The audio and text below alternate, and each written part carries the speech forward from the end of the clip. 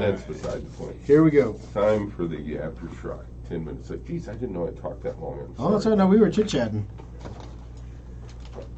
Alrighty, guys. We're going to give everybody a couple seconds to get connected here before we get started.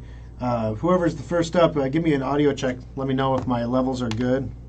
Let me check my meters, make sure. Yeah, my levels look good on this end, so I should be good to go. You don't see a guy for a couple weeks, you guys end up having a lot to talk about. Sorry, you know. And I'm not sure if things are choppy on your end over there, but for some reason my computer's starting to chug. I haven't had it out of the box in a couple weeks, so I think it's decided that now is a great time to start doing updates.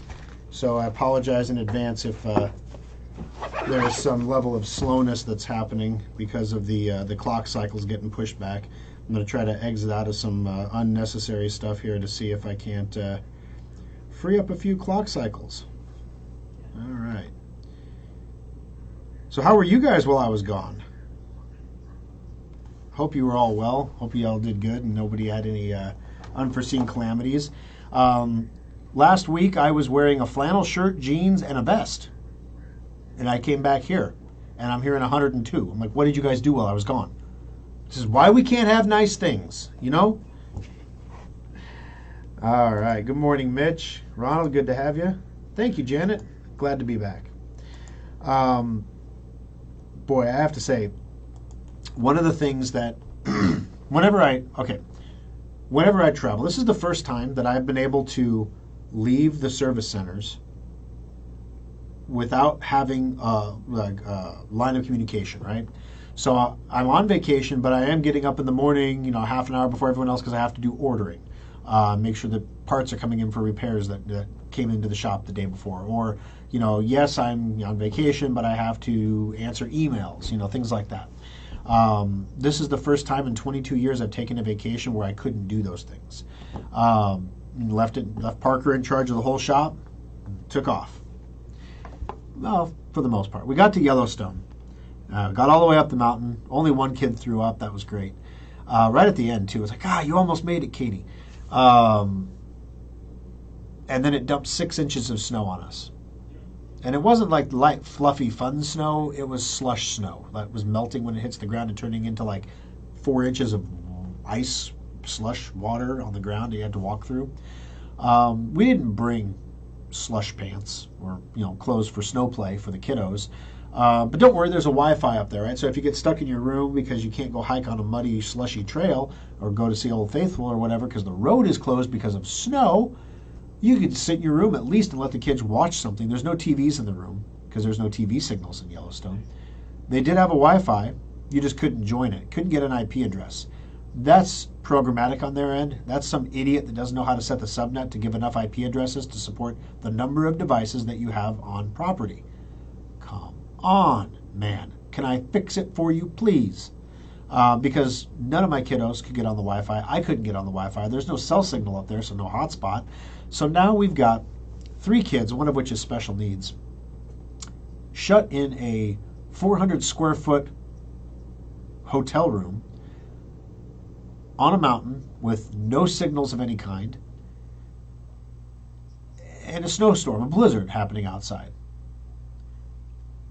Literally on like day 2, I felt like Clark Griswold that dragged his family on a vacation that none of them wanted to go on. Like, it'll be fun, guys, come on. And we get up there when everyone's like flipping miserable, just miserable. And I'm still trying to make the best of it, right? So we're gonna go get something to eat. There's one restaurant up there that is run by a company that's hired by the government to run their restaurants in the state parks. Staffing shortages. 45 minutes in line to get a tray of what is essentially cafeteria food. So my wife is sitting back at the table with the kiddos. I am in line. I like to think I'm a pretty mentally flexible guy. You know, I go on campouts for the scouts, and, you know, weekends at a time, kind of lose connectivity, no big deal. You know, I feel like I'm a person that could disconnect and not feel like I was missing a part of my body.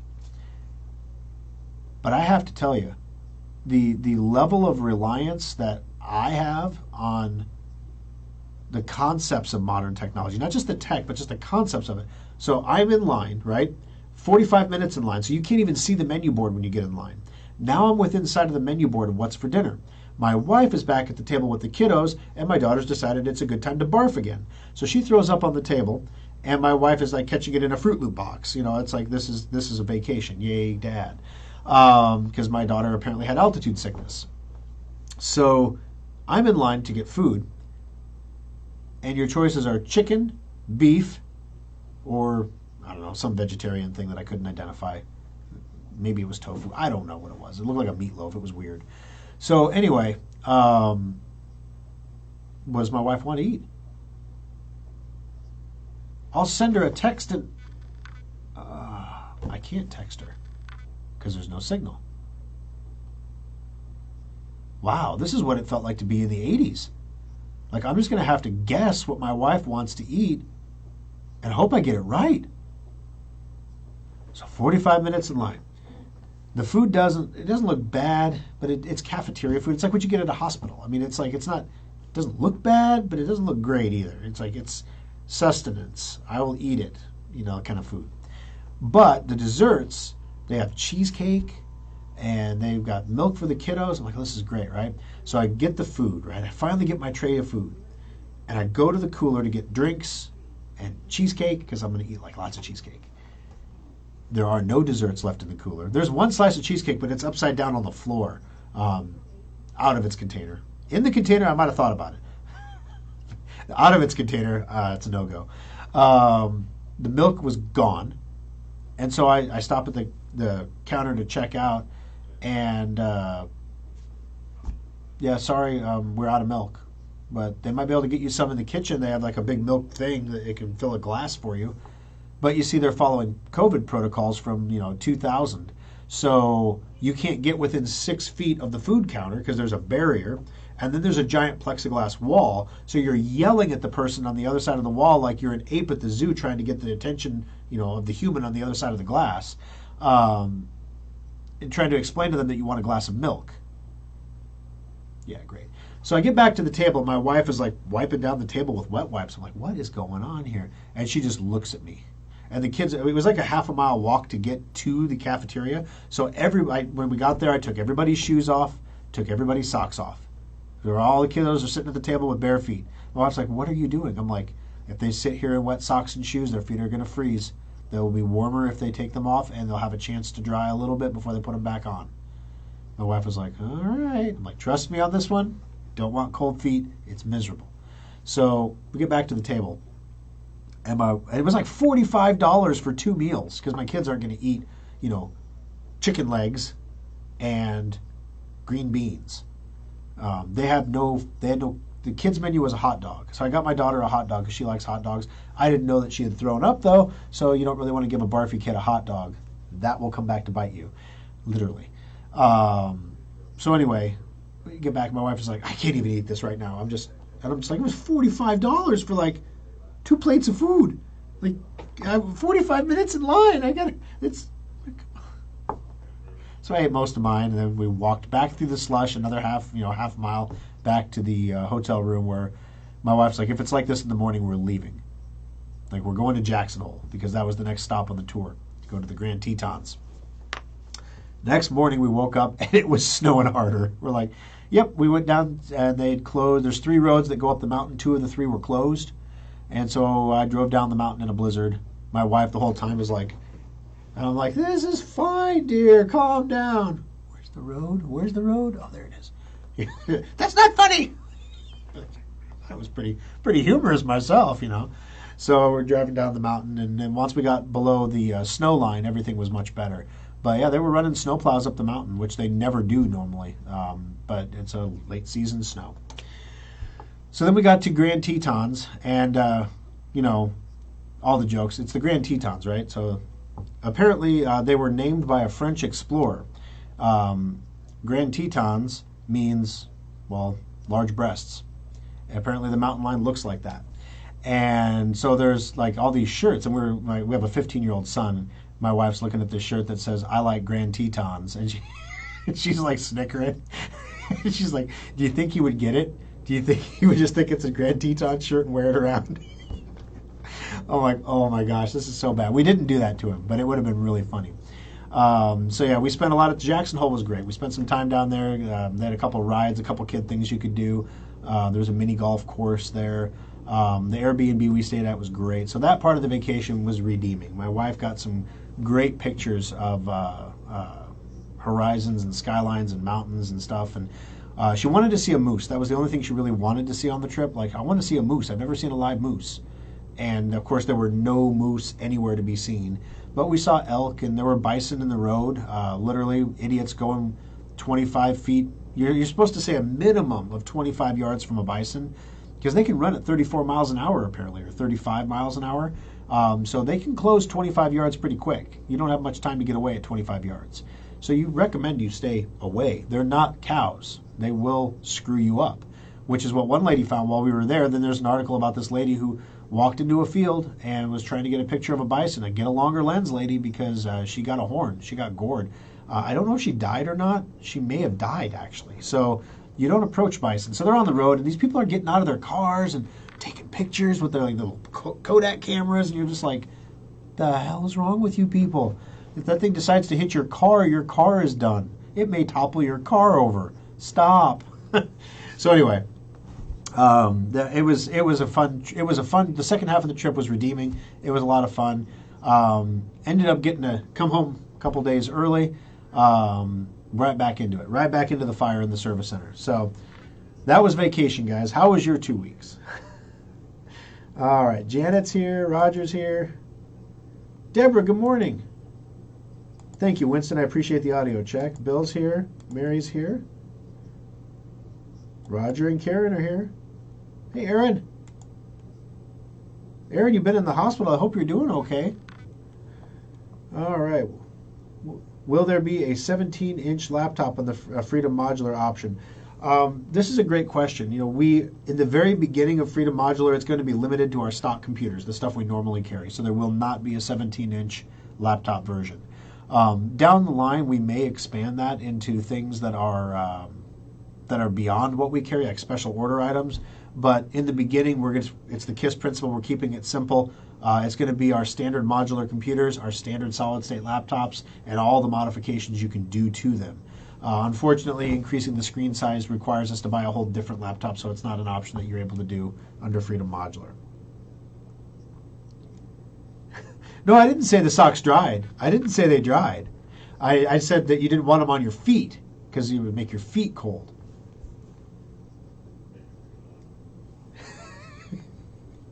She thought she'd lose a crown. Oh, golly. All right, you talked about Office on Schrock PCs and laptops. I found a red O in apps on an Intrepid laptop we just purchased. Is that it? Yeah, so Microsoft does put out, with Windows 11, you can click on the Office icon in the Start menu, and it will take you to a place where you can purchase Microsoft Office. It may give you a free trial for 30 days, but then it's going to want you to purchase it. So yeah, we put LibreOffice on all of our computers, so they have a built-in word processor, spreadsheet program, PowerPoint program that'll do everything Microsoft Office does, but it's not Microsoft Office. It's open source. It's free. So we don't pay for it, and you don't pay for it, but it's free on the laptop. Now, if you want Microsoft Office, that's definitely something we can help you do. If you go to the Microsoft website to purchase it, they're going to push you to do Microsoft 365. Nothing wrong with that. It's a little more expensive over time. The trade-off is you always have the most recent version. It's not like you're going to have to buy Office 2021 and then they come out with a new one every 2 years. Then you'll be at Office 2023 and then Office at 2025. You're out of date now. You got to buy. You're going to have to buy a new one every 5 years if you buy it. But if you get the 365, you always have the most recent version, which if you're averse to change isn't always a great thing because they may introduce a new interface or new features and then you just get it one day. And you're like, what happened to my Word program? Like, I don't know where anything is at because they updated it. So there's some trade-offs back and forth there. All righty. Hello, Randy. Thor, the woman survived. Yes, she did. Good morning. I'll call Corby tomorrow about Office. Sounds good, Carolyn. We'll get you taken care of. Glad you enjoyed the trip overall. July in Yellowstone would have been better. Moose galore with better weather. You're right. July would have been warmer for sure. It would have also been a lot busier. One of the advantages to going in June is that if you're going for pictures, my wife was telling me was that you're trying to get into these turnoffs on the road. So they put a turnoff in so you can pull off the road and take a picture of a scenic place. Well, during peak season, those turnoffs are completely full and you can't stop. You literally, there's no place to stop. We went to Jenny Lake and we got there at like, I don't know, 9, 10 in the morning. And we barely found a parking spot. Like we got one of the last parking spots in the entire lot. It's definitely, it definitely gets busier later in the season. But with that said, the only place that seemed to have staffing issues of any place we went the entire time was actually Yellowstone Mountain itself. They had staffing issues in the cafeteria. They had staffing issues at the front desk. Just not enough people. But every place we went in Jackson Hole, there were no help wanted signs. There were some businesses that were closed still for the season. It said closed for the season. So some of them had realtor signs on the door, though. So my guess is they closed last season and then just they were never going to reopen. But there weren't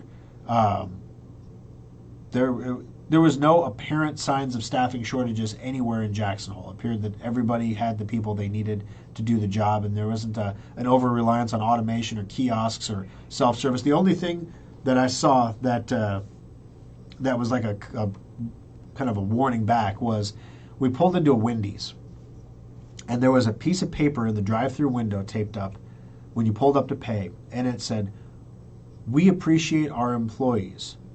We're glad they showed up today. Please treat our employees nicely," basically. And then in my head, I'm like, "You a-hole," is what I'm adding on the end of that. Hey, jerk, treat our people nice. And it's like, of course, I'm not that guy that comes to the drive-through window and just gives some kid a hard time because I can give him a hard time. One time I was in a bad mood at Home Depot, I did that to a kid. Because, literally I waited around for 20 minutes for someone to get a board down for me that I could easily get down myself with a ladder that was right in front of me, but I'm standing here patiently because it says, don't use it. And finally, after 20 minutes, I'm like, you know what? I'm going to use the ladder. No sooner did I put my foot on that ladder, I had this board, some 17-year-old kids coming down the aisle, sir, you can't use the ladder. And I'm like, well, you weren't here to get the board for me, so I'm getting the board. Sir, you're not supposed to do that. I'm doing it. I was like, if you wouldn't want me to do it, you should have been here 20 minutes ago. The kid was just like, It wasn't his fault. It was being a little unfair to the kid. So yeah, everybody has their moments, right? But wow, I just thought, I'm trying to imagine me putting up a sign on the front door of Schrock Innovations that says, "We appreciate our employees. Please treat them with respect." The insinuation there is that you are walking in the door and you're not going to treat them with respect. I guess I would rather deal with the disrespectful person. And it's getting harder to do because one of the things that we train our people at Schrock, you don't end conversations. So if someone is being rude to you on the phone, if someone is screaming at you, if someone is cussing at you, you don't hang up on them. You don't end the conversation. With the exception, if it's getting to the point where it's getting vile, it's getting racist, it's getting to the point where, just if there's no coming back from it, right? At that point, you can ask the customer, please, I need you to please control your language a little bit. Otherwise, I'm going to have to end the conversation. Because a lot of times, like when people say, I'm going to call my lawyer or whatever, they're really just saying they want help and they're frustrated. And if you say, well, if you're going to call your lawyer, I'm not allowed to talk to you anymore, and I can give you the number for our attorney. Is that what you want me to do? Oh, no. They back down. They just want help. They just want to be helped, right? We had one person the other day that I don't know what bee got in their bonnet, but they were just ripping Kim a new one. Not the lovely Kimberly, but Kim and Lincoln on the phone, and she ended the conversation. Now, she's pretty new at the company, so I'm always a little edgy when somebody new ends a conversation. And then I get an email about it. She hung up on me. And I'm like, this particular customer is known to us, so we know that he can be a little volatile at times. good customer, but can be a little volatile. Needs to be handled expertly. She's new. She didn't know. So anyway, it's one of those things that was the only thing that really stood out to me. That and then I get back here and it's back to reality. Help wanted. Parker, thank God you're back, Thor, because we got 5 guys out sick. We wouldn't have been able to open Papillion Day today if you weren't back. Somebody called in during the radio show and said, "Is COVID coming back?" A couple of the guys did have COVID. They literally had a cold. Literally, I'm letting my Gen X hang out a little bit here. I'm like, get with the flipping program. What the hell is wrong with you? You got the sniffles. Come to work. You took a test that said you were positive for what? For a cold? Get to work. It's not like COVID from 2020. It's not the same thing anymore. Okay? Get to work. But, they're going to quarantine. Quarantiners be quarantiners. So, all right. Then we had another guy who literally had there's a flu going around right now too, apparently, and he had this flu and he was like bedridden. So he was not coming in. Parker was covering Lincoln, and so I came in and covered Papillion. So I got back and immediately jumped back in and started working on the bench and getting some time in there. But while I'm on vacation, I don't know, it gives me perspective sometimes on things because number one, it makes you appreciate what you have. My wife keeps a beautiful home, a comfortable, beautiful home. When you go and travel and you're staying at decent places, we're not staying at the Motel 6, right? And you're like, it's nice, but not as nice as home. That's saying something, right?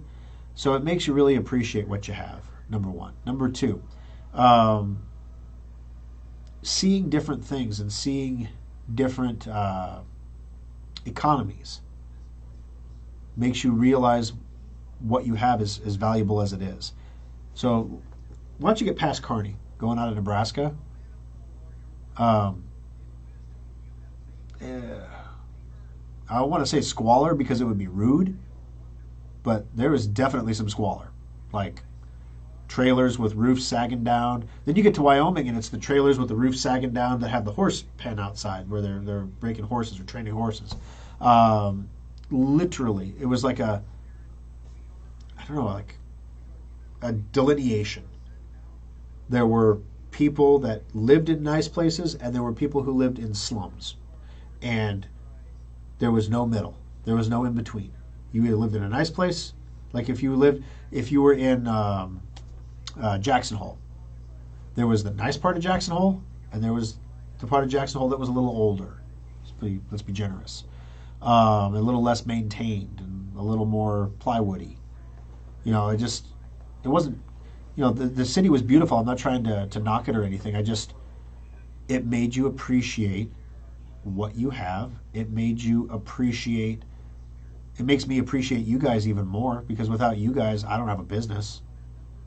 It makes me a little more aware of some of the struggles that other people are having. And I'm trying to say this in a way that's not like elitist sounding or condescending because that's not how it's intended at all.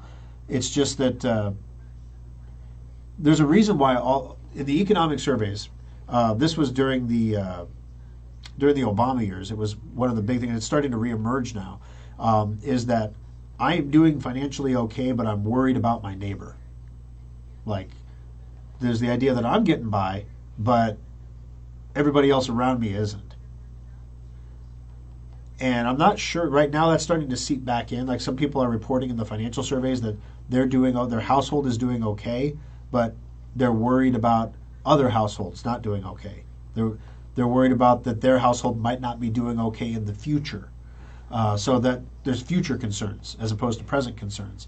And it makes you sit back and take what you have and I think before I left I said something about I felt like I was kind of a bad steward because when you can go into the company budget and you can find $1,000 a month that you shouldn't be spending and you cut that, well, shoot, I should have never spent that in the first place, right? I mean, I'm being a bad steward of my resources.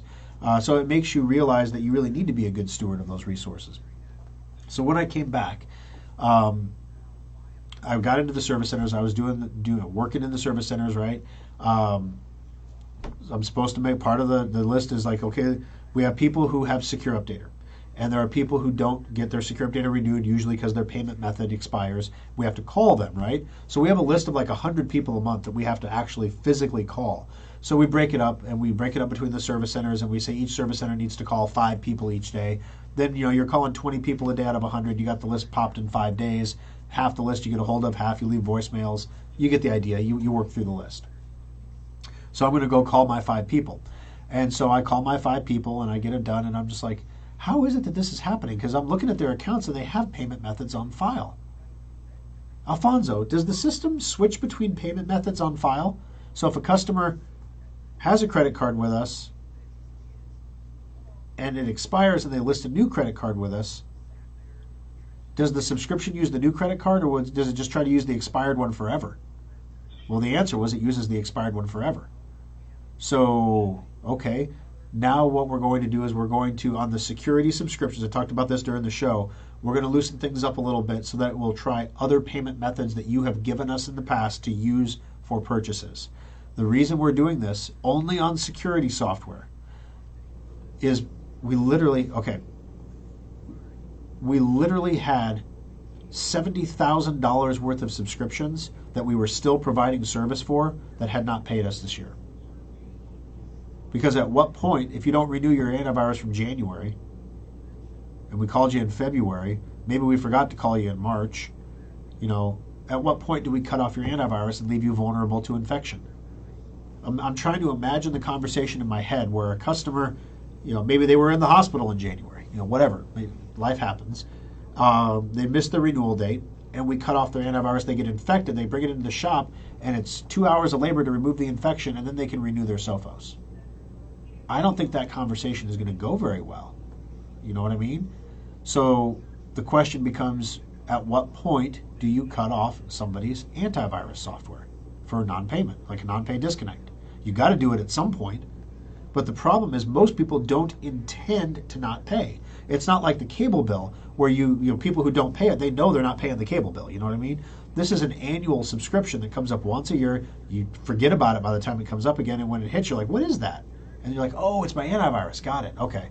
So, yeah, $70,000 worth of subscriptions that were not charged that we're still providing service for. Can't do that forever. So at some point we have to make decisions here. So my first thought was if people have an alternate payment method on file, that means they still intend to do business with us. They've updated their credit card information. We just didn't update the subscription on our end. So thank God we didn't penalize these people by canceling their antivirus. Let's adjust to use the new payment method. So like I said, if you were supposed to get charged in January and you suddenly see a charge come through in June for your January renewal, that's why. That's why it's happening. But we didn't interrupt your service. We provided you service the entire time.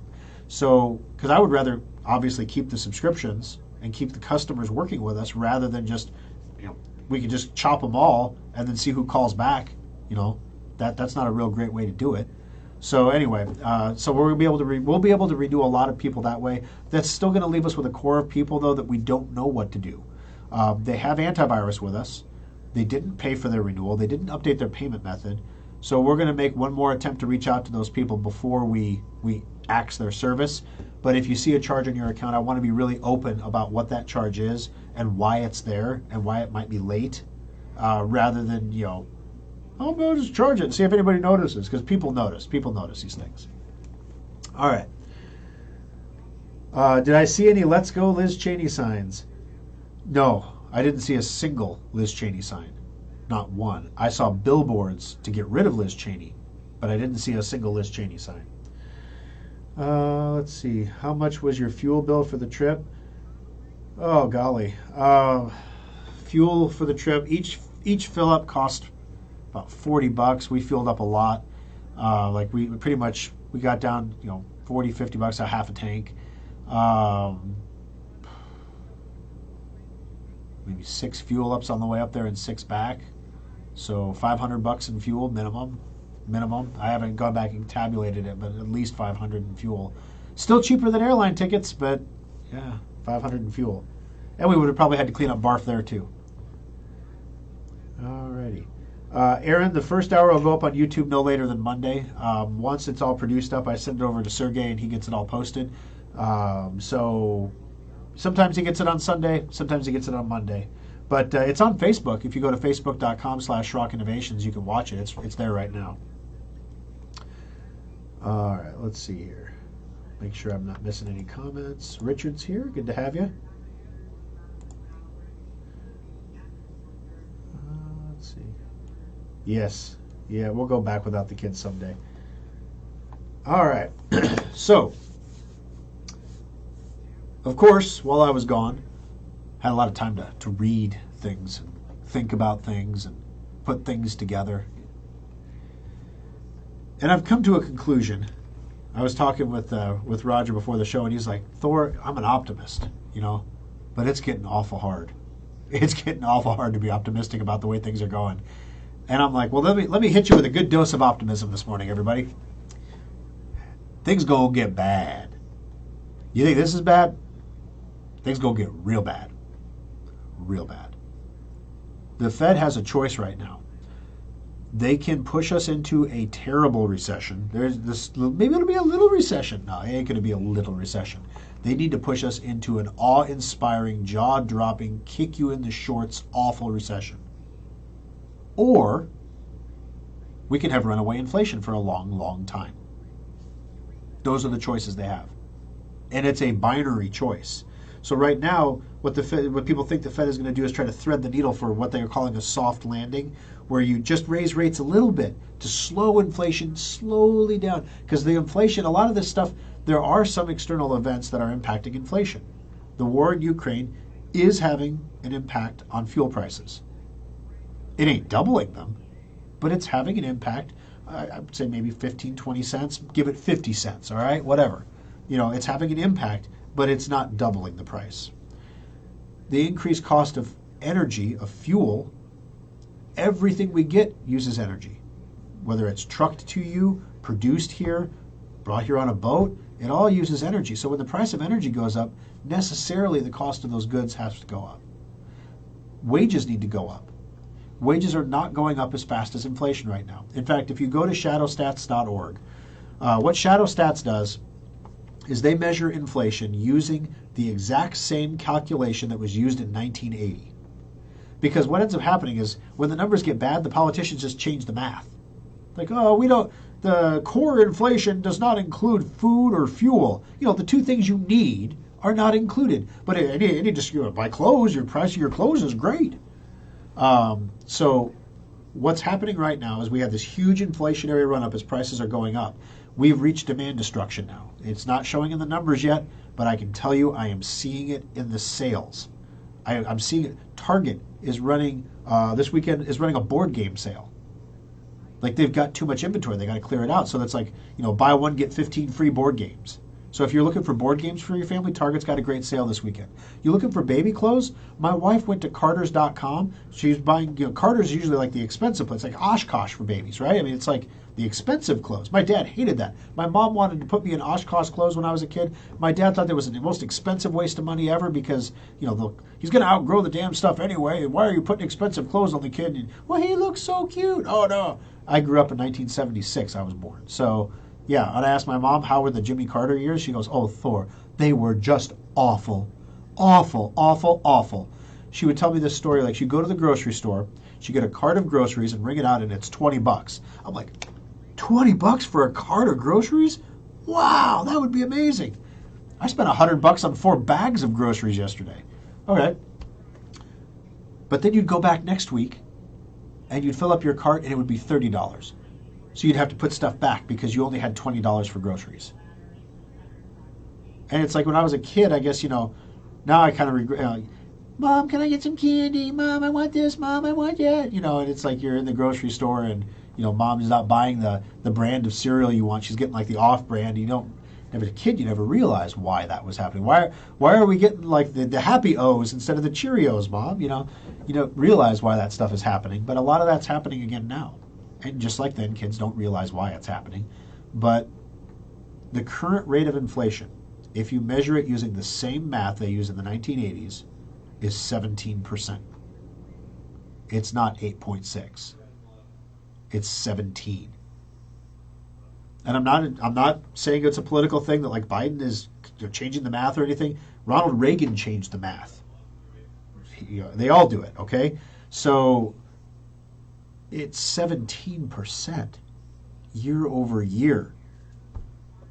How in the world is a family supposed to take a 17% hit to the budget? Because I'll guarantee you, you didn't get a 17% raise. Unless you're Alfonso. You didn't get a 17% raise, okay? How are you supposed to absorb that without demand destruction? So what's demand destruction? Demand destruction is when consumers make choices to either go without or they change their purchase decisions because of cost. For example, when you go to the grocery store, it's already being reported by grocers that there is a decreasing level of purchasing for brands, the Heinz brand ketchup, for example, and an increasing purchase rate of the generic brand. So what we're seeing is swapping of goods, purchasing generic or off-brand, or a decrease in brand loyalty. That's the first thing we're seeing. Number two, we're going to see prices falling, which is going to be completely counterintuitive. How can you have inflation and falling prices? Well, the price falling is temporary because inventories are exacerbated. Companies have too much stuff.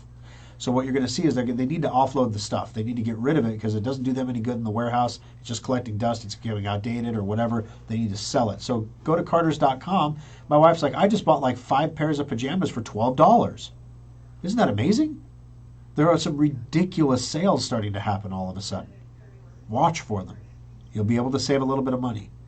Because once the inventory is gone, those companies are not going to order at the rate they were ordering before. So now you're going to see choice restriction. You're going to see fewer goods in the stores. You're going to see fewer stores because the prices they're selling the goods for are not enough to make a profit. They're just clearing the inventory. They're making a small profit. They're definitely not meeting profit expectations. So my guess is the next quarter sales numbers you're going to see reported in the stock market and everything, they're going to have sales met expectations, but profits missed and guidance is lower. So they're going to say, we had a lot of money come in, revenue looked good. We didn't make as much money as we thought we were going to make. But because we've sold all of our inventory, we're not ordering more. We expect sales numbers next quarter to be lower because we literally don't have stuff to sell because we're not buying it, because we don't think people want it. Then you're going to see prices stabilize. That's when inflation is going to stabilize after we get through that. I'm not an economist, guys, but it ain't going to happen this year. It's going to keep going up. So, a couple of weeks ago on the program, we shared a bunch of ideas on how you can try to manage your budget, to try to cut out some things. I gave you some tools. There's a thing that the guys in the shop really like to use called Truebill. I think it's called Truebill, TRU bill. And what it does is you give it access to your bank account, and it goes through your entire bank account, and it locates any subscriptions in your bank account, and then identifies those, and then you can cancel them with a click from your phone. I don't know how they do that, but apparently you can just cancel them without having to go call, like maybe you forgot you have a Hulu subscription, you haven't watched Hulu in a long time. You can cancel it without having to go out and actually go to hulu.com and go through the whole thing and cancel it. So it's kind of neat. So the guys in the shop are using that. The guys in the shop are not using Uber as much for takeout or DoorDash. They are they're leaving the shop to go get lunch and bring it back. I don't know if that's saving them money or not because gas, but they're changing their behavior. My employees are changing their purchasing behavior. I'm seeing it. So that's demand destruction. Fewer people ordering DoorDash is demand destruction. So we have demand destruction. Well, that's going to reduce demand, which should mitigate prices for fuel, right? Because when people drive less, Yellowstone, yes, we were early in the season, but Yellowstone, their season opened was 30% down from last year, year over year. 30% of the people that normally would go to Yellowstone at the start of the season didn't go, and that's demand destruction. So it's already happening. You're just not seeing it in the numbers yet. The market ain't going to bounce. It's not going to rally from here. I think it's going to fall further from here. Crypto's going to fall further from here for sure. There's going to be rallies in the middle. There'll be days where you doubt it, but look at the chart. It's been a chomp, right? Yay, is this the bottom? Every time the market goes up a little bit, all the pundits, is this the bottom? Did we find it? I think we found a tradable bottom here, until it falls out. Now we certainly have a tradable bottom. Then it falls out. We haven't reached capitulation yet. No, we haven't. What is capitulation? That's where people cash out their 401ks because they're like, I'm just losing it all, so I may as well take the tax hit and just take it now and keep the money. Heck, I moved everything I had mostly into commodities way back before any of this got hot, and I'm still down 10 grand in my 401k. And I'm honored to be down 10 grand only, because I know if I would have stayed in a tech allocation, it would have been 40%. You can't hide in bonds, you can't hide in stocks. Where are you going to go? So anyway, it's going to get worse before it gets better, because the Fed has an impossible choice. They have to throw us into a really, really, really bad recession where people are going to lose their jobs. The unemployment rate is going to go up.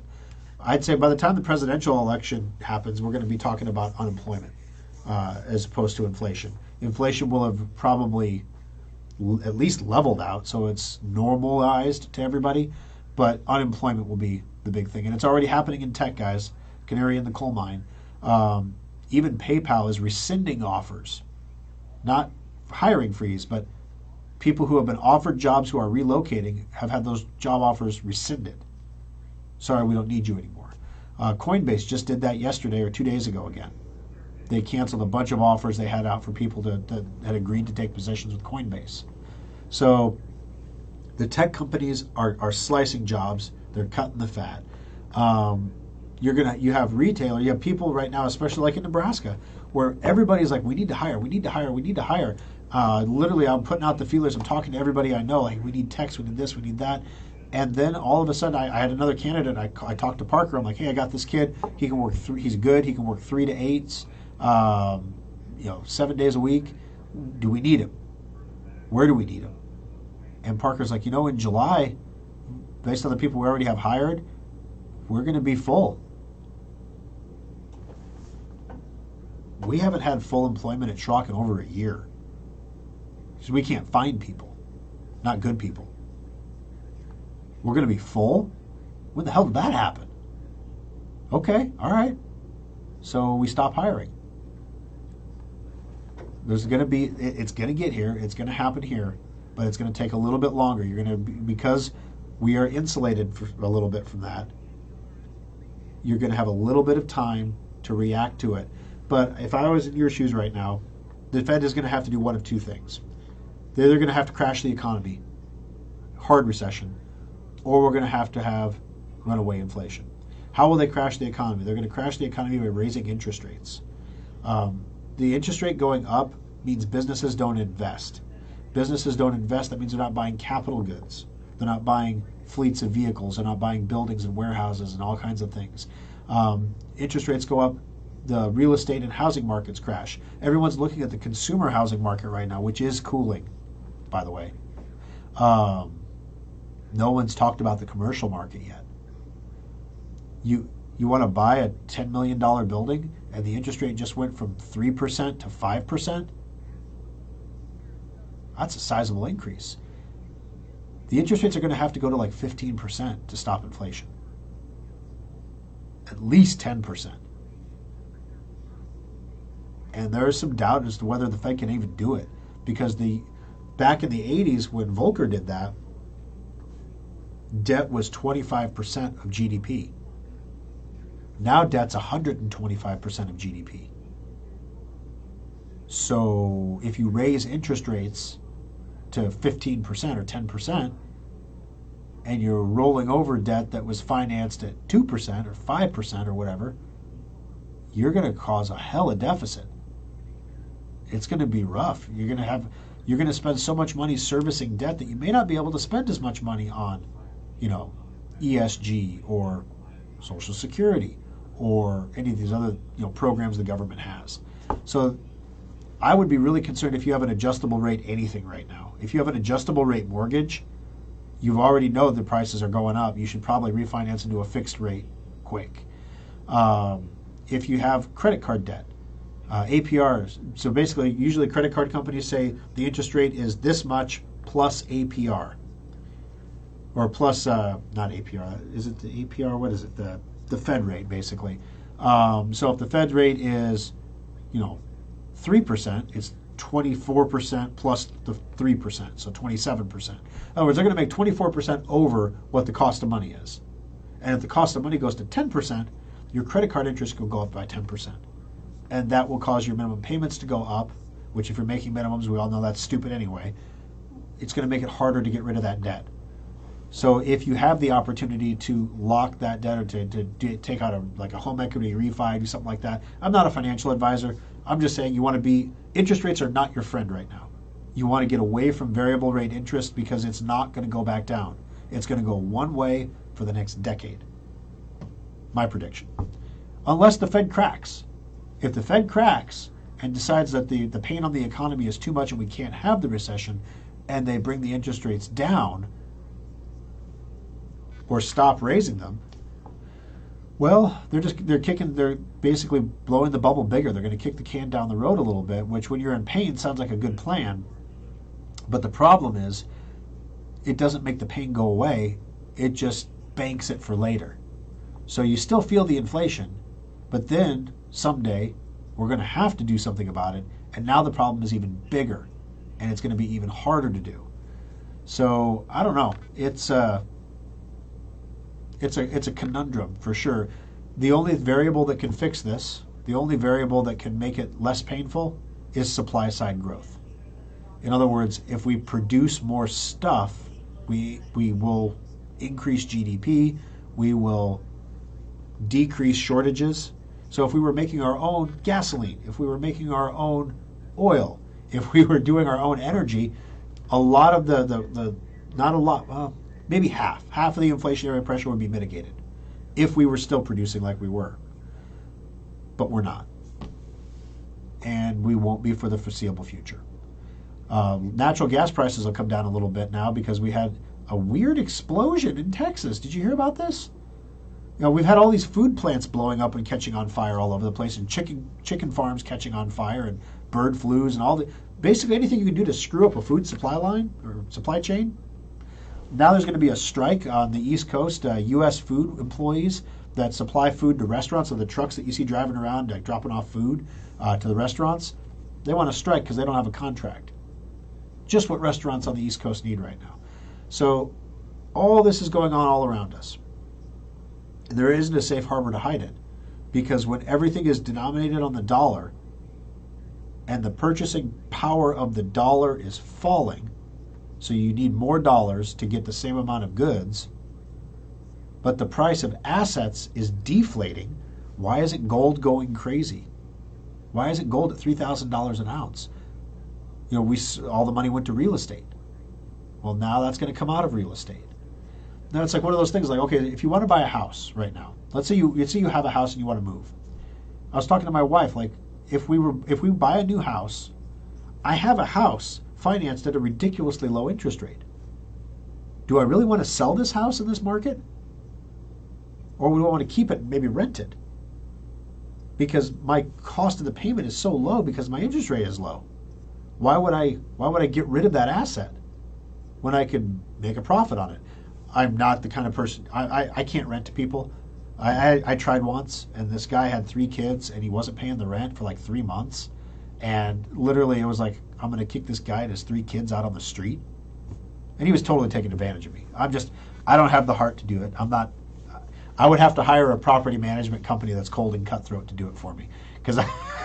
And then you're not making any money, if you're not running it yourself. So no. So I would probably sell the house. But you see where I'm saying, though, where I'm going with this, is when you have interest rates going up, it's a discouragement from people moving up or upgrading their housing, because their payment is going to go up so much for the new house that they stay in the house they're in. So the housing market is going to cool. It's going to cool a lot. I don't know if it's going to crash, but it's going to cool a lot. Depends how high the interest rates go. As of Friday, there was a 10% or 9 point something percent chance. Let's call it 10% chance because there's like a predictive market of how much the Fed is going to raise rates next week. After that huge inflation print that we got last week on Thursday or Friday, there was a 10% chance that the Fed would raise the rates by an entire point. So 100 basis points. So if it was 5%, it would go to 6 in one shot, which would be a market shock. I mean, that would be what they're trying to do. They're trying to deflate the markets. They're trying to slow it down and pour some cold water on it, because they have to slow inflation down. And they have to stop printing money. That would be helpful too, but modern monetary theory. All right, I've prattled on for a while. Let me see what we got for comments. Okay, scrolling. Here at Lake of the Ozarks, gas is close to 6. Yeah, it's 5 something here, or 4.85 for the ethanol gas. The last I fueled up, and 5.10 I think for regular unleaded. Seems like it hasn't affected the number of boats in the lake or how fast they're burning the gas. Well, that isn't that the thing? So that's demand destruction. In Lake of the Ozarks, if you're rich enough to have a boat, the cost of fuel isn't such a big concern, right? You can put that on a credit card, or you can float that for a while, no pun intended. None of my employees, I don't have a boat. Most of my employees, none of them have a boat. So yeah, it's one of those things. Like when I talked to my mom, I asked her, in the 70s, was inflation bad because you were a young mom with kids and you were getting started in life and you didn't have a lot of assets? Or was it hard for everybody the same way? And it turns out, in her opinion, people who had more assets were able to absorb more inflation without it impacting their lifestyle as significantly as people who are getting started, that don't have a lot of assets, who are trying to accumulate assets. It's a lot harder.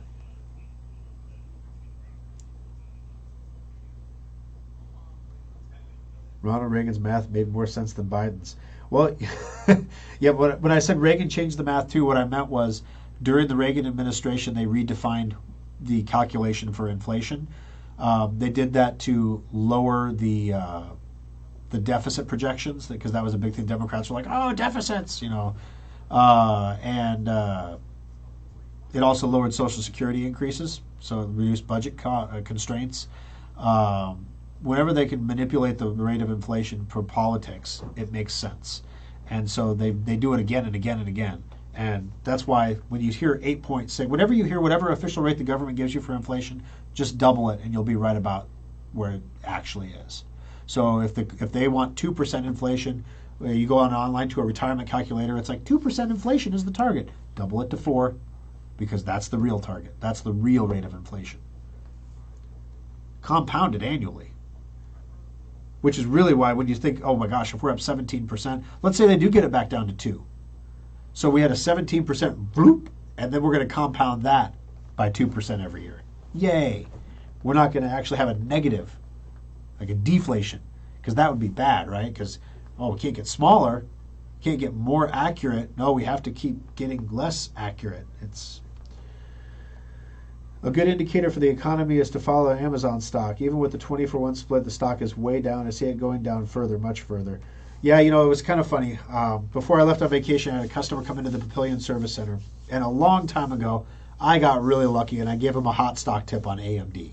Right? I said, you should buy AMD stock. These new Ryzen chips that are coming out are phenomenal, right? So he jumped into AMD, made a bunch of money, and ever since then, he's always asking me, like, what's the greatest stock tip, Thor?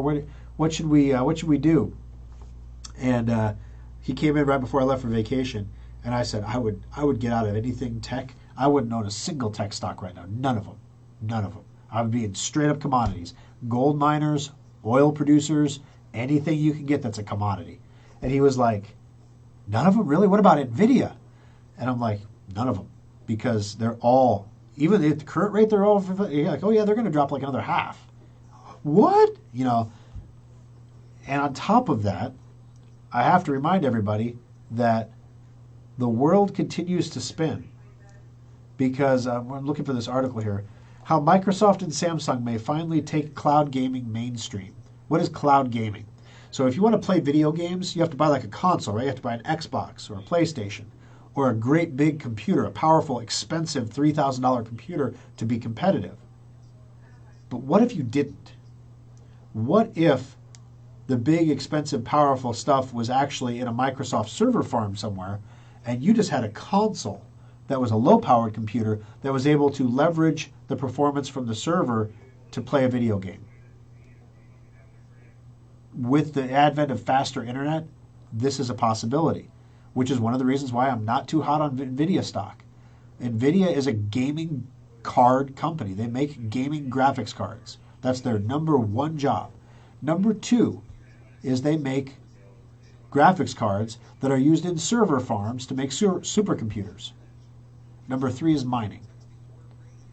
Well, you got crypto market down, which impacts miners. You got this whole ESG BS move about, oh gosh, we're killing the planet by mining Bitcoin. The Bitcoin network uses less power than the Visa network does. Let's put it that way. But you don't see anyone complaining about how much their credit cards are killing the planet.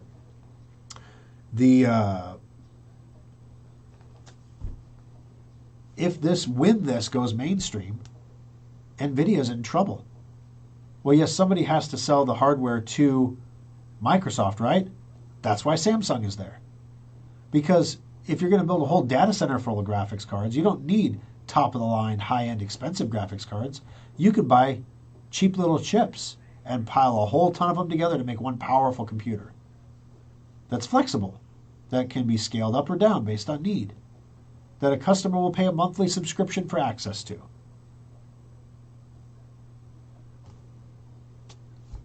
It's the way the world is going right now, guys. And that's one of the reasons why right now, number one, for market reasons, I wouldn't own a single tech stock. Number two, for growth reasons, you have to be really careful. Like this whole push to the metaverse thing. You know how much we had a guy in the Papillion Service Center that bought a huge gaming rig with a VR headset, top of the line, everything, spent like $3,700 for a top of the line VR rig. Do you think the average kid's going to spend $3,700 to go play in the metaverse on a VR rig? No. They're going to want to spend $300 on a single headset device that is leveraged from the cloud, like what Microsoft and Samsung are doing, to deliver VR experiences, but rendering it all on a server somewhere and just piping the video feed like you're watching Netflix to your VR glasses. That's where this is going. So yeah. If you're going to own a tech stock, Microsoft would be a good one, but I think they're going to come down too. Because what people don't realize, a lot of these companies, Microsoft and Amazon, get a lot of their revenue from cloud services. They get their revenue from people, AWS, using Amazon to send email and stuff like that. As business activity slows down because of demand destruction, you're going to see people pull back on the level of infrastructure that they need. Hell, we're doing it at Schrock. We don't even see a slowdown yet. But we're asking ourselves, what can we trim? How can we create a system that is more efficient and more capable at a lower cost? That's what a lot of companies are doing. And a lot of companies are going to say, do I really need to spend money with, right now we have a server at Rackspace, and then we have cloud services from Amazon. And we spend about the same amount of money each month on each of those services. Amazon Cloud Services generates revenue, server generates expense that is required to make the revenue over here. What if we could take this server, put it on Amazon's cloud? Well, our costs go up 30% on Amazon, but our overall costs go down 30% because we got rid of this whole server at Rackspace. That's demand destruction for Rackspace. Companies are going to make these decisions. And when they make these decisions, you're going to see these stock prices reflect that.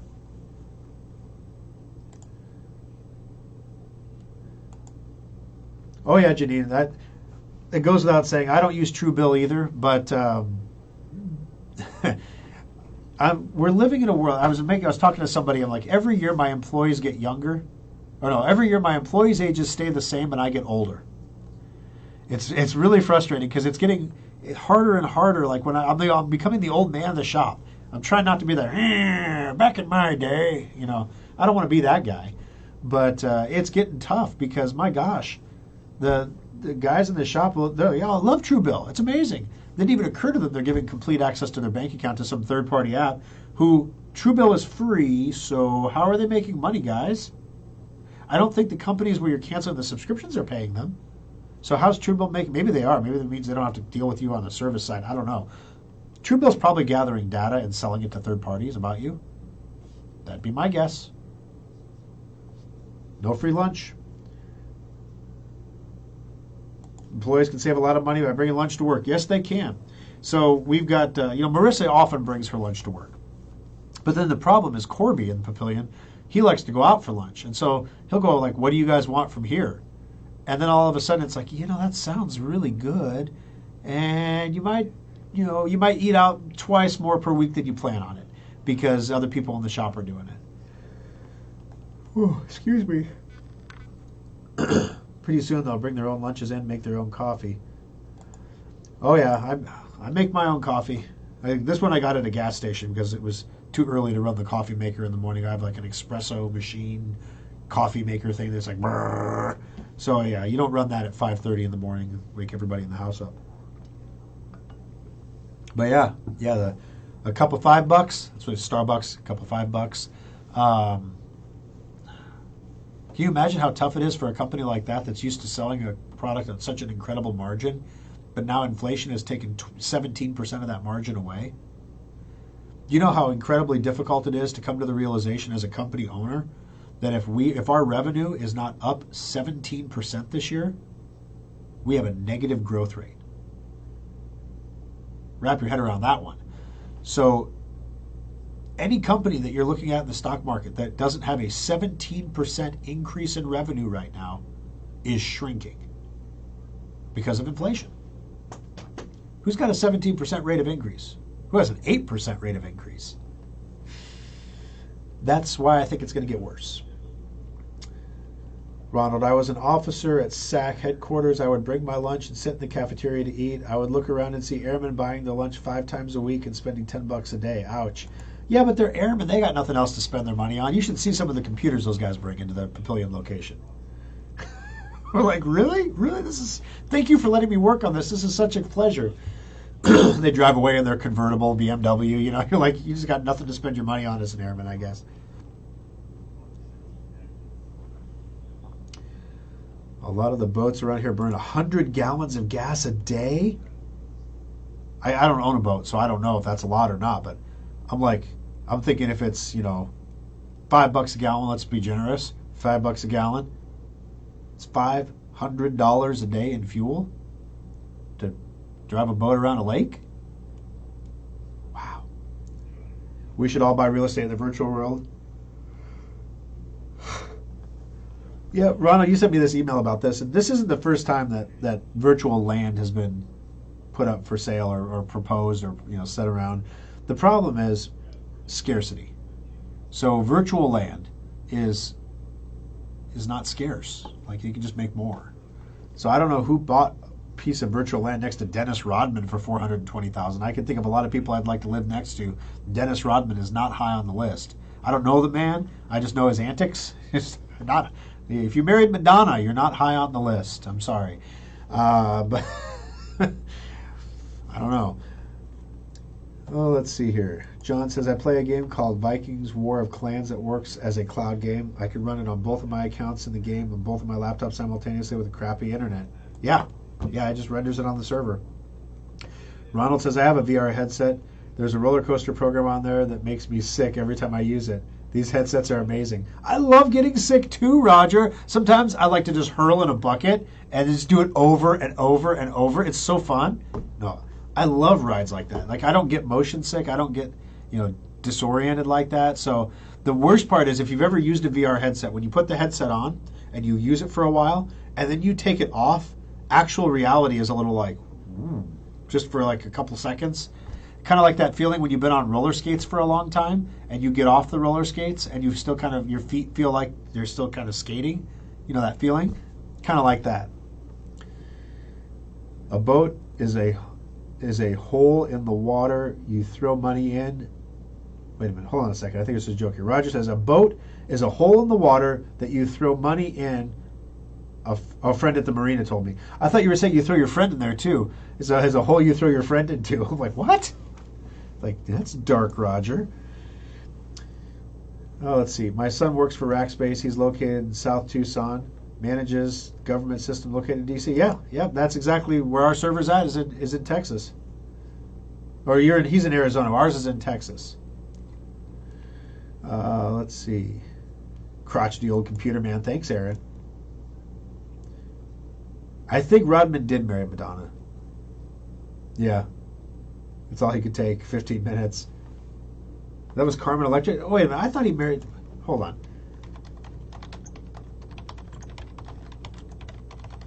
Let's find out. It was a whirlwind. Romance was short-lived but wild. They were together for 2 months in '94. The relationship had lasting effects. I think they had a kid, didn't they? I don't know. Personal life, blah, blah, blah. Basketball life. Short but wild. He thought her music sucked. He refused to call her Madonna, instead referring to her as Tita. His two dated. Robin was open. Blah, blah, blah. Okay, a lot of stuff I'm not going to read out loud. Nope, I guess they weren't married. I guess they're not married. That they did date for a while, a short while. Break out another 1,000. All right, guys. Last call for questions. Anything you guys want to talk about? It's been a little over an hour here, so I got to wrap it up pretty quick. But if there's anything else that we haven't talked about that you want to talk about, crypto, Bitcoin is going to establish a slightly lower trading range, I think. There is the possibility we could revisit the $20,000 range, a very real possibility. Not real enough that I'm selling my Bitcoin at 28 because I think it's going to happen, but it could happen. So here's the thing about cryptocurrency. If you got into cryptocurrency at the highs, okay, now is not the time to sell. You've already lost your shirt. There's no sense in throwing your undies out with it. Just hold on to your crypto and forget that you have it for about 24 months. Because I was exactly where you are right now. Back in 2017, when Bitcoin hit $20,000, I had like 2. And I mean, back then Bitcoin was a lot easier to mine. So I mean, I was like, this is like a few months of mining, like $40,000. Yeah, this is pretty awesome. Oh, I'm going to trade it and get rich or whatever. And I was terrible at it. That's where I learned I can't trade Bitcoin. Then, of course, the price of Bitcoin crashed. And the number of times I was like, gosh, I wish I would have just sold at $20,000. I would have had $40,000. I'd have been so happy. And then the price, a few years later, came back and rocketed up to dang near $70,000. And then I was saying, gosh, I wish I would have just held on to the Bitcoin instead of trying to trade it and losing it because I'm dumb. But then if I would have sold it, I would have been like, gosh, I wish I wouldn't have sold that Bitcoin. I would have had double the money.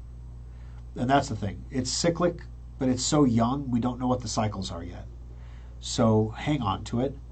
Now, if you have a junk coin, I'm watching Doge. If Doge gets under a penny, I might buy some Doge just to have it.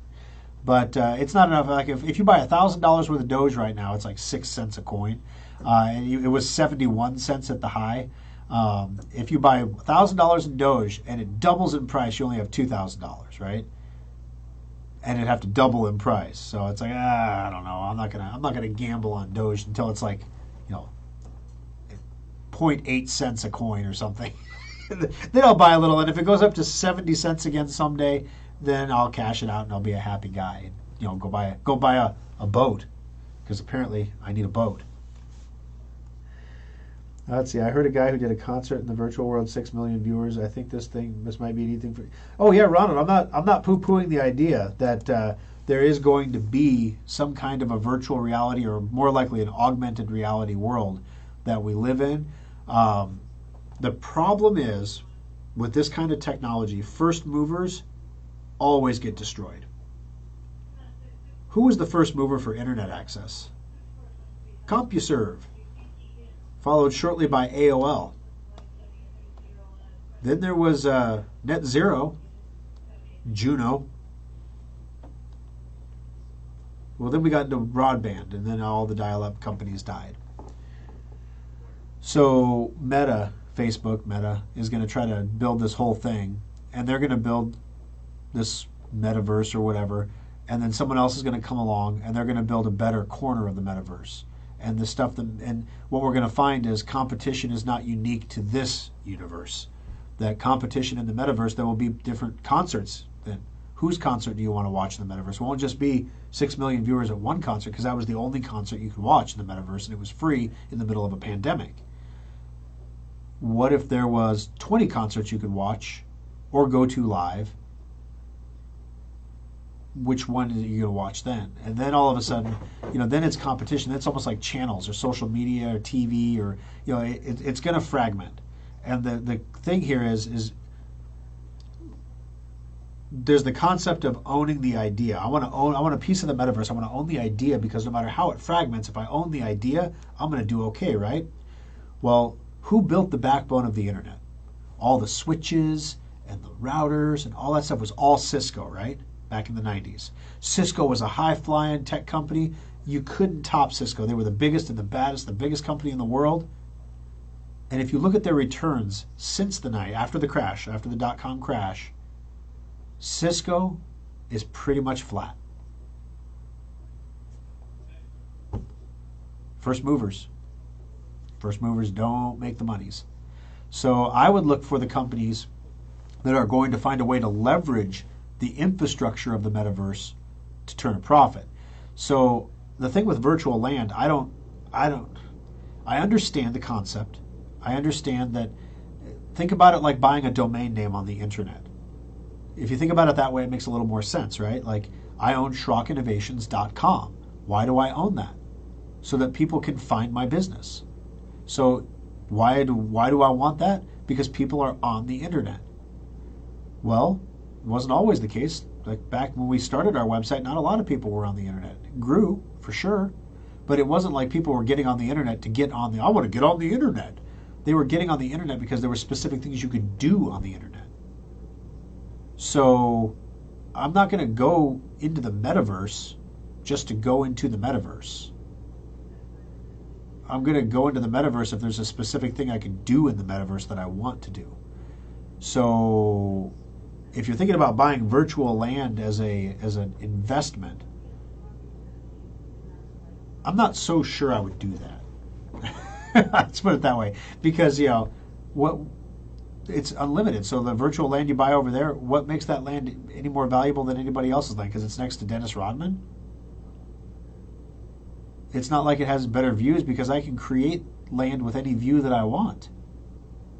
So it's not like it's location, because I can create whatever location that I want. So it gets to be a little interesting when you're like, now I could see if there was a company, for example, that specialized in the development of online real estate.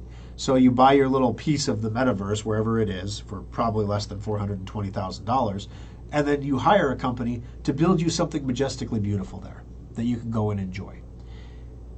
Again, I'm not so sure that I want to put on the VR glasses and sit down and enjoy a metaverse coffee in front of a metaverse fire in front of a metaverse sunset.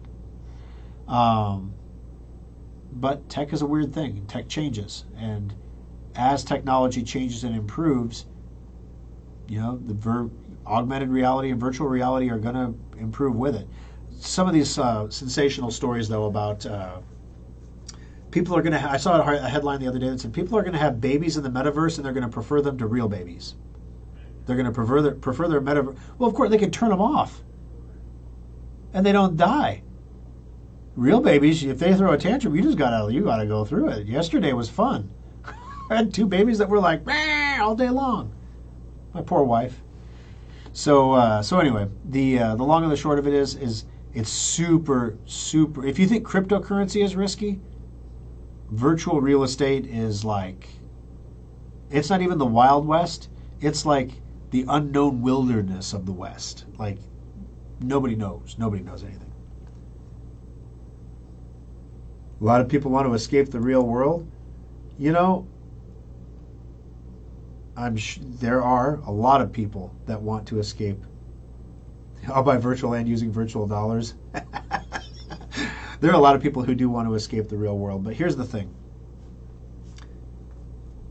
The world doesn't get better by escaping from it. you can't run away from it. You have to engage with it. You have to try to make a positive influence on it. And some people can do that in ways that are more highly visible than others. But it can be as simple as helping somebody who needs help when they need help. It could be as simple as, the other day. So I mentioned before, I use my fuel saver points, right? So you put fuel in your car, and you go to Hy-Vee, you buy gift cards, you get fuel saver points. You go to the pump, you put your credit card in, you scan your fuel saver card, and it says you have X amount of fuel saver. Do you want to use it? Well, I had like $4 or $5.15 in fuel saver, so I said yes. That takes the price of a gallon of gas all the way down to a penny per gallon, right? So, and you can get up to 20 gallons. So I'm fueling my truck, and I get up to 18 gallons, and I'm full. Thunk, it stops. There's 2 gallons of gas left in there. $10 worth of gas in there. There's a car right across, and pump across from me getting ready to start. I'm like, hey, do you want a couple gallons of free gas? And the guy looks at me like I'm some kind of scammer, like I'm going to ask him for a child or something. I'm like, no, like it's my fuel saver thing. I can't use the rest of it, and I've got 2 gallons left here. I mean, it could be something as simple as giving a guy 2 gallons of gas. Or it could be something as monumental as launching an entire internet satellite network into space that ends up being a battlefield asset for the Ukraine that Russia attempted to attack but couldn't take down because it was so redundant.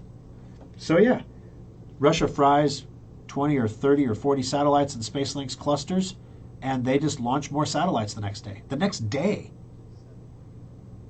And the Pentagon had people on site with SpaceX to monitor the status of the network to help them, right?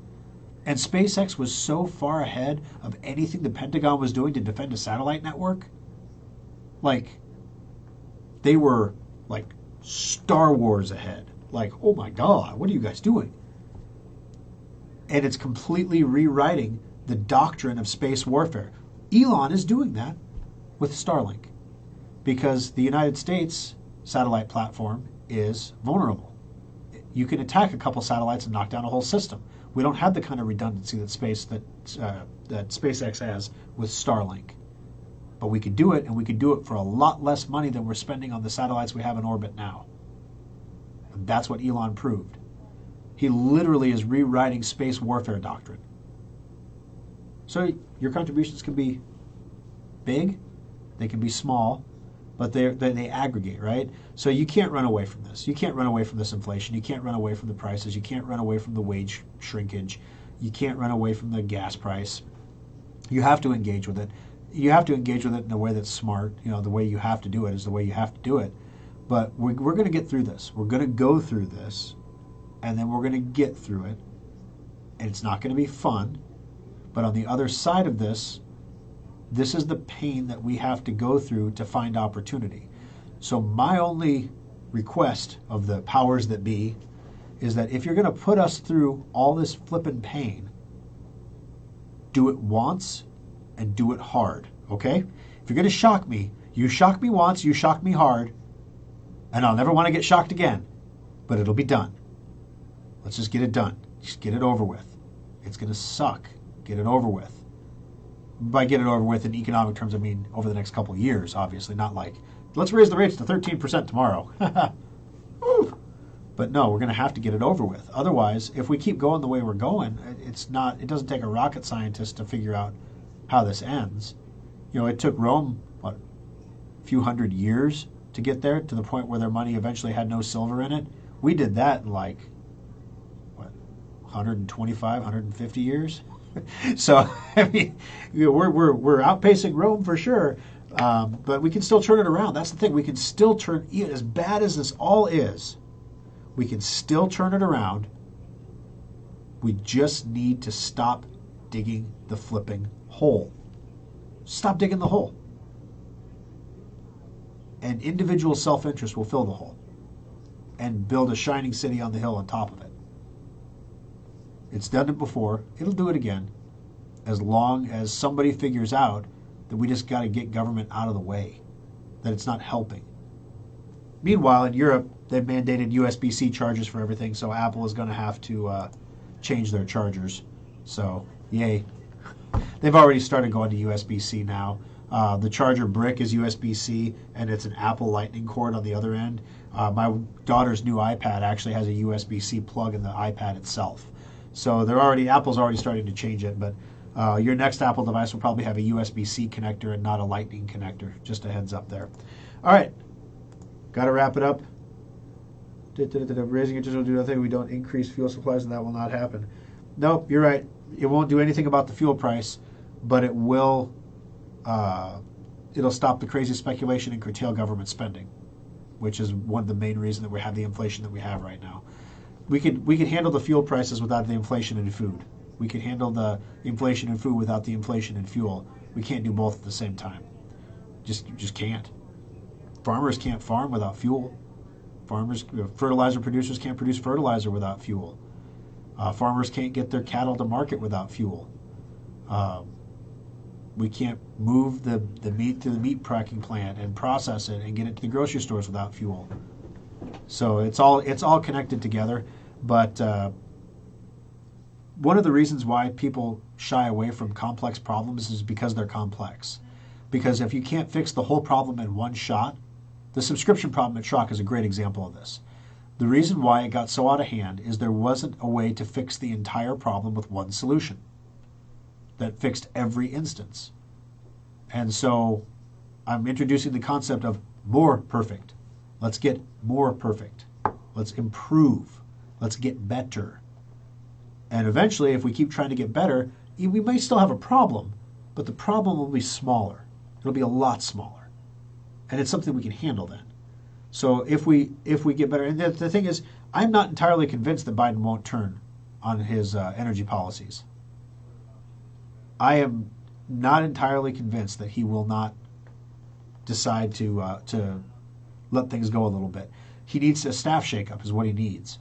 He needs to get rid of all the liberal ESG advisors that he's got and replace them with people who know what they're doing. If he's concerned about his legacy and he does that, I think he could get this under control in a couple of years. But he's going to have to be awful Trumpian when he does it. Not in how he sounds, but in the actions he takes. And that, of course, is going to anger his base, which means he's probably not going to do anything before the midterms. But after the midterms, I think that he's got to shake it up. If he doesn't, the Democrats are going to be slaughtered in the presidential election, no matter who they put up. So they got to do something. And what they're doing now isn't working. And you can call these people a lot of things, but they ain't stupid. Anybody who can crash his Porsche into a Jeep, total a couple vehicles while drunk, get arrested while drunk, get processed and booked while drunk, and then have all the charges dropped the next day, and mysteriously there's no footage of him ever being arrested? That's Nancy Pelosi's husband. Anybody who can pull that off is not stupid. They're not stupid. But we have to change the politics. The politics have to change. Once the Democrat Party figures out that everybody wants to have clean water, everybody wants to have clean air, everybody wants to have, earth-friendly, sustainable policies. I'm no different. I want those things too. But now you're giving people a choice.